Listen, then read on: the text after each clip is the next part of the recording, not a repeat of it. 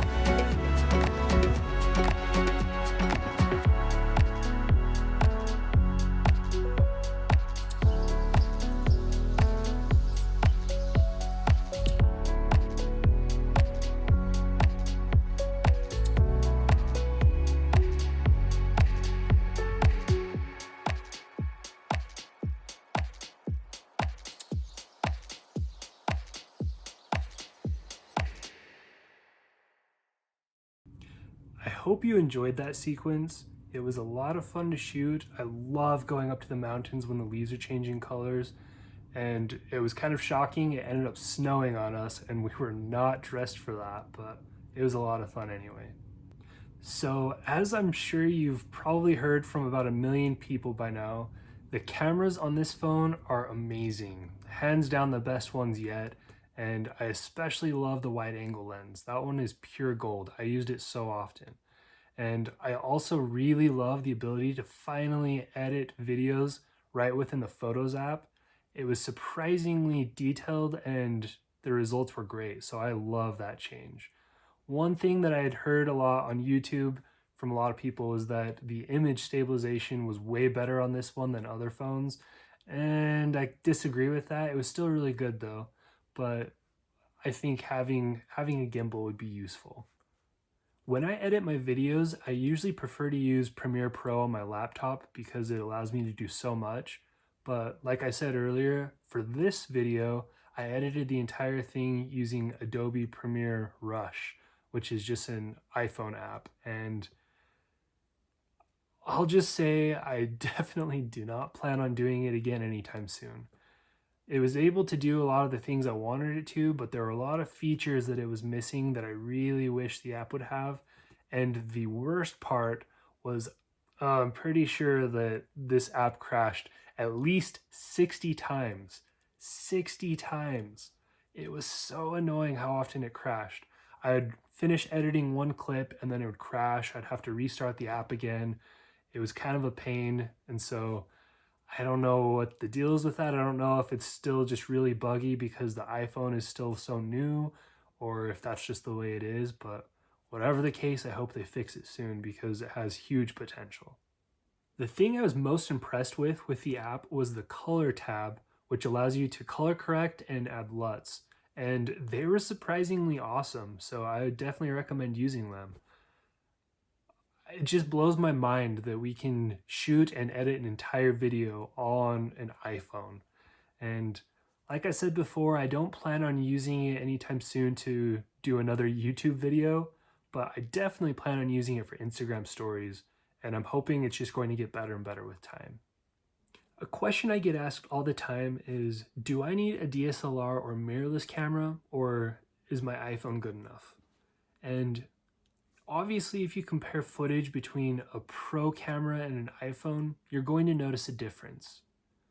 But if you ask me, when it comes to making video, story is what matters more than anything else. And your iPhone is more than capable of telling a fantastic story. Obviously, you can always buy more gear, but I recommend using what you've got and making the best content you can. Don't wait. Go create something now. I promise you'll be able to make something really awesome. And who knows, it might change someone's life. Maybe even yours. Anyway, till next time.